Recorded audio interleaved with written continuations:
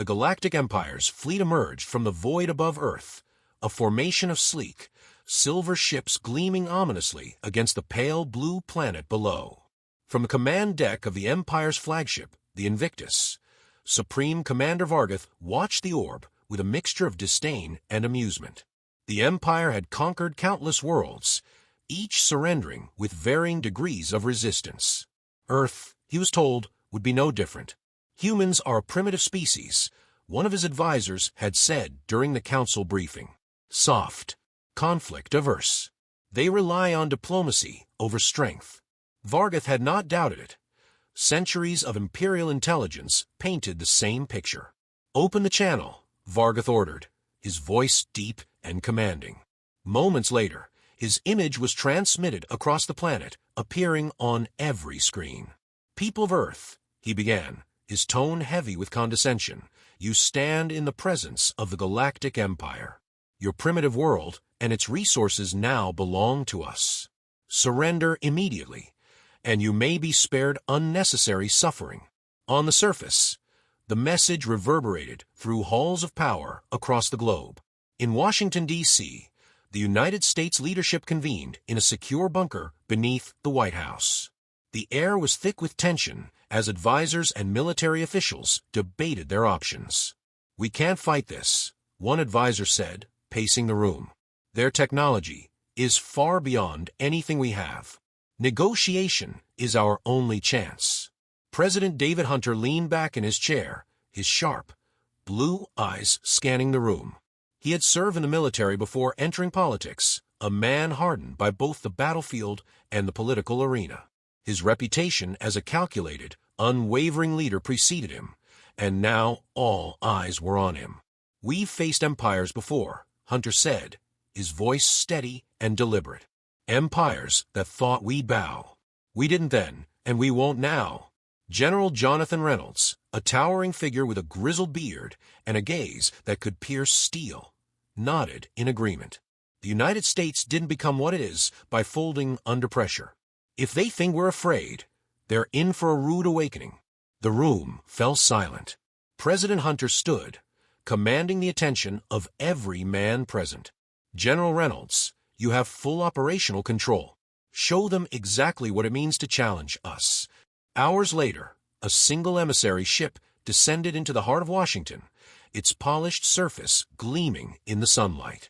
The Imperial emissary, a tall, thin alien with pale gray skin and piercing black eyes, stepped onto the tarmac. He was greeted not by a ceremonial delegation, but by a line of stone-faced soldiers armed to the teeth. At the front of the formation stood General Reynolds, flanked by his second-in-command, Captain Marcus Stone. Stone, a younger officer known for his unflinching resolve, carried himself with a quiet intensity. The emissary's sharp gaze flicked between the soldiers before settling on Reynolds. "You are General Reynolds," the emissary stated, his voice smooth and disdainful. "That's right," Reynolds replied, his tone clipped. "And you've made a mistake coming here." The emissary tilted his head.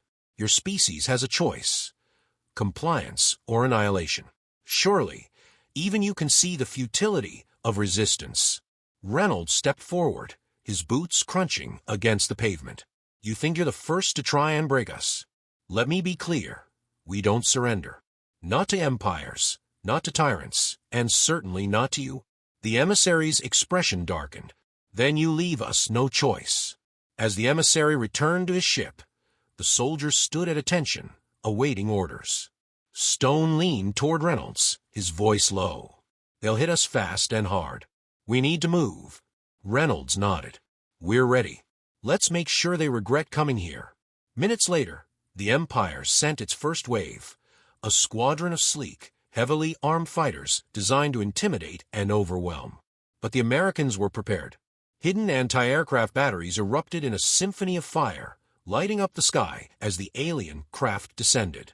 From a forward operating base outside Washington, Captain Stone led a strike team in an ambush that would become the first recorded victory against the Empire. His squad, equipped with advanced weaponry and unmatched training, lay in wait along a dense forest trail. The alien scouts moved with the arrogance of the victorious, their formation tight but predictable. Stone's voice crackled over the comms. "Wait for my mark." The aliens stepped into the kill zone. "Now," Stone barked. A cascade of explosions tore through the formation, sending debris and bodies flying. The remaining aliens scrambled to regroup, but the Americans were relentless. Stone's team emerged from cover, rifles blazing with pinpoint accuracy. Within minutes, the skirmish was over. Stone surveyed the battlefield, his expression grim. "Send the message up the chain," he said to his comms operator. "We're just getting started." On Invictus, Supreme Commander Vargath watched the footage with growing unease. The humans' precision and ferocity were unlike anything he had expected. His advisors murmured among themselves, their confidence beginning to falter. "Commander," one said cautiously, "it appears we've underestimated them." Vargath's fists clenched. "No, they've simply delayed the inevitable. Prepare the next wave. We will show them the true might of the Empire." Back on Earth, in the war room beneath the White House, President Hunter received the latest reports. The room buzzed with energy as analysts and military leaders relayed updates. Hunter turned to Reynolds. "What's our next move?" he asked. "We keep hitting them where it hurts," Reynolds replied. "They expect us to cower, to fight on their terms. We won't give them the satisfaction." Hunter nodded, his expression unyielding. "Then let's show them what it means to pick a fight with the wrong species." As the battle raged on, the Empire began to realize they were facing more than a primitive, scattered resistance. They had awakened a force with resolve, strategy, and an unrelenting will to survive, a force that would stop at nothing to protect its home. The aftermath of the first encounter had sent ripples through both the Galactic Empire and the American command. On board the Invictus, Supreme Commander Vargath stood at the center of the strategy chamber, his imposing figure cast in the glow of holographic displays. Alien generals and tacticians argued among themselves, their once assured demeanor unraveling. Vargath raised a hand, silencing the room. "The humans have proven resourceful," he said, his voice a controlled growl. "But resourcefulness is not invincibility. They will break under sustained pressure." The plan was simple: overwhelm Earth with sheer numbers. Waves of Empire ground forces descended, their dropships punching through the atmosphere like fiery comets. In cities and towns across the globe, the war began in earnest. For the Galactic Empire, this was another routine conquest. For humanity, it was a battle for survival. Captain Marcus Stone stood in a command tent deep in the Appalachian Mountains, a map of the surrounding terrain spread before him. His unit, battered but undefeated, had earned a reputation for striking where the enemy least expected it. He adjusted his gear and turned to his team, a mix of seasoned veterans and fresh recruits hardened by weeks of combat. "They've underestimated us again," Stone said, his tone clipped but resolute. "Their forces are spread too thin, their supply lines vulnerable. We hit them tonight, here and here." He pointed to two locations on the map, alien encampments tucked into valleys. Sergeant Caleb Ward, his second in command, smirked. "They won't know what hit them." Stone's gaze hardened. "They'll learn, but not before we remind them why you don't invade our home." As night fell, Stone's team moved silently through the dense forest, their movements practiced and precise. The alien encampment loomed ahead, bathed in the harsh blue glow of floodlights. Alien soldiers patrolled the perimeter, their weapons sleek and unfamiliar, their arrogance palpable. Stone raised his fist, signaling his team to halt. The plan was simple: disrupt, dismantle, destroy. Using suppressed weapons and makeshift explosives, they sowed chaos within minutes. Alien guards crumpled silently, and key installations erupted in flames. The camp descended into panic, the disciplined facade of the Empire's troops crumbling under the weight of an unexpected and coordinated assault. Stone led the charge, his rifle a blur of controlled bursts. Ward covered his flank, taking down enemies with brutal efficiency. The Empire soldiers, bred for conquest, faltered against opponents who fought with a primal, unrelenting fury. Within an hour, the camp was in ruins. As the team regrouped in the forest, Stone surveyed the destruction. His jaw tightened. "This isn't enough," he muttered. Ward nodded grimly. "They'll send more." "They always do," Stone replied. "But so will we." Elsewhere, in a darkened command center buried beneath a mountain, Lieutenant Ethan Grayson worked tirelessly at a bank of glowing screens. A prodigy in cyber warfare, Grayson had been instrumental in disrupting the Empire's communications and logistics. His lean frame and sharp features were illuminated by the light of cascading data streams. Status report: Grayson called to his team, a group of equally dedicated technicians. "Intercepted another troop deployment order," one replied. "Looks like they're trying to reinforce their position near Chicago." Grayson smirked. "Not if we have anything to say about it." With a few keystrokes, he launched a cyberattack on the Empire's network, rerouting a dropship convoy into hostile territory. The move was surgical, precise, and devastating. Grayson leaned back in his chair, the corner of his mouth curling into a smile. "They think they're gods," he said, more to himself than anyone else. But even gods bleed. The Empire's desperation began to show. Their once coordinated assaults grew erratic as communication breakdowns and supply shortages plagued their forces.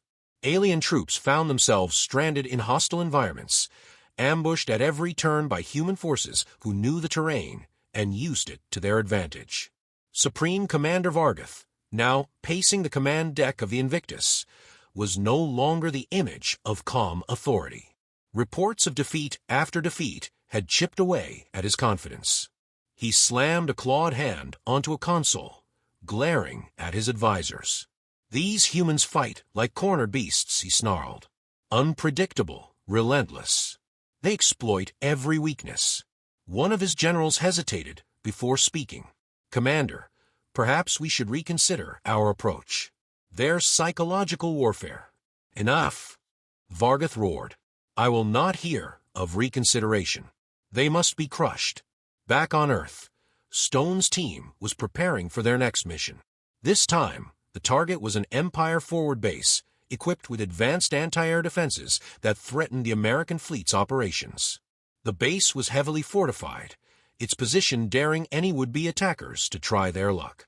As the team gathered for the briefing, Stone addressed them with his usual calm intensity.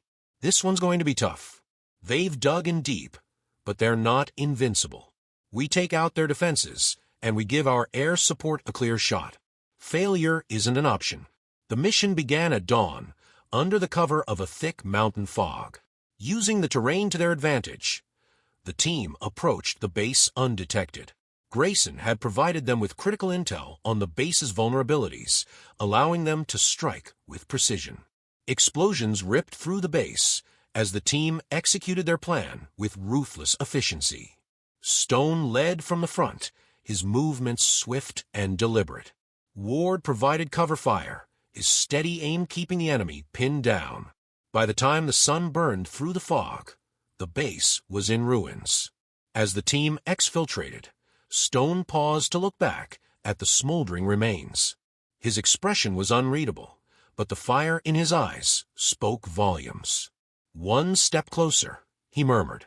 The Empire's forces were beginning to fracture, their once unshakable confidence eroded by a foe they had dismissed as primitive. Yet for all the victories, Stone, Ward, and Grayson knew the war was far from over. The Galactic Empire still had the upper hand in numbers and technology, and their retaliation would be swift and merciless. In the quiet moments after the battle, Stone sat alone, his rifle resting against his knee. The weight of the war pressed down on him, but he refused to falter.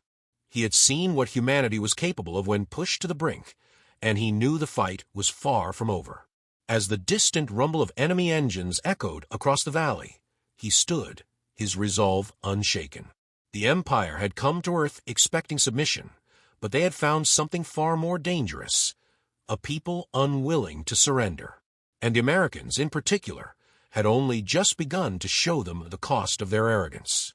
The air above Earth crackled with energy as the Galactic Empire's fleet began its final assault. Thousands of ships filled the void, their formation a massive, menacing wall of metal and light.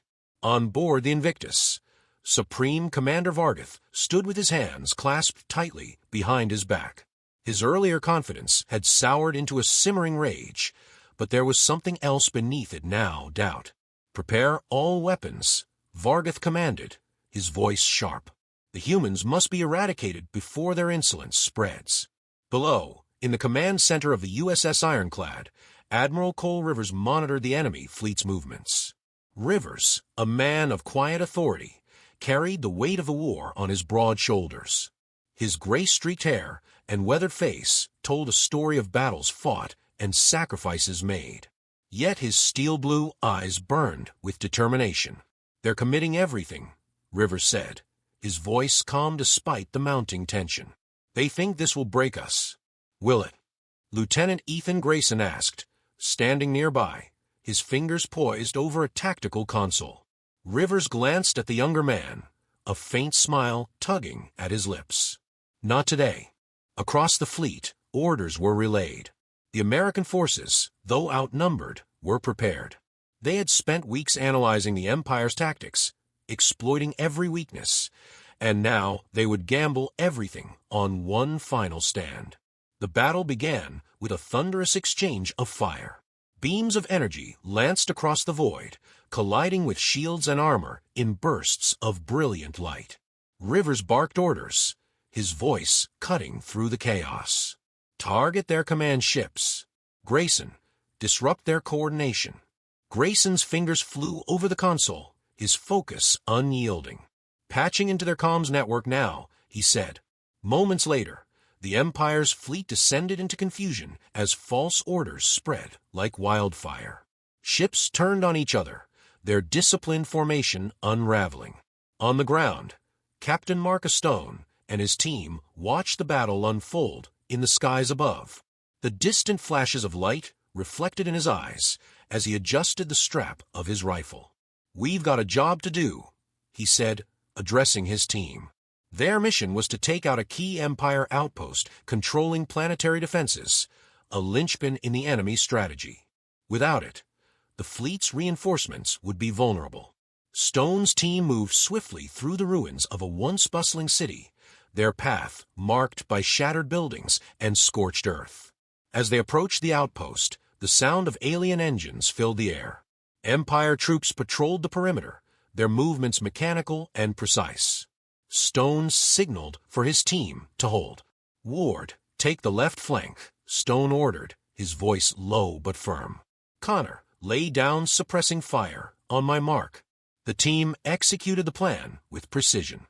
Ward, a relentless force in the field, dispatched enemies with ruthless efficiency, his movements a blur of calculated violence. Connor, suppressing fire, pinned the remaining guards, allowing Stone to lead the charge into the heart of the outpost. Inside, the team encountered fierce resistance. The Empire soldiers fought with the desperation of those who knew the tide was turning against them. Stone moved through the chaos like a force of nature, his rifle barking with each calculated shot. "Grayson," Stone called over the comms, "we're inside. Can you disable their defenses from your end?" "Working on it," Grayson replied, his voice tense. "Give me 2 minutes." "You've got 1, Stone shot back, his tone unyielding. The team held their ground against wave after wave of attackers, buying Grayson the time he needed. When the defenses finally went offline, a cheer erupted among the team. But Stone's expression remained grim. "This isn't over," he said, his voice cutting through the momentary celebration. "We still have to get out of here." Above, the battle in space reached a fever pitch. Rivers' flagship took a direct hit, sending a shudder through the ship. Alarms blared, and smoke filled the command center. "Damage report," Rivers demanded. "Shields at 30%, an officer replied. "Hull breaches on decks 5 and 6. Rivers clenched his jaw. "We can't hold this line much longer." "Admiral," Grayson interrupted, his voice urgent. "The outpost defenses are down. Our bombers have a clear path to their flagship." Rivers' eyes narrowed. "Then let's finish this. All units, focus fire on the Invictus. Bring it down. As the bombers roared toward their target, Vargath watched them approach with a mix of fury and disbelief. His carefully orchestrated campaign was unraveling before his eyes, and the humans, these so-called primitives, were to blame. Activate the failsafe, Vargath ordered, his voice a growl. Commander, the failsafe will destroy half our fleet, an officer protested. Do it, Vargath roared. I will not allow them to win. But it was too late. The bombers reached the Invictus, unleashing their payload in a devastating assault.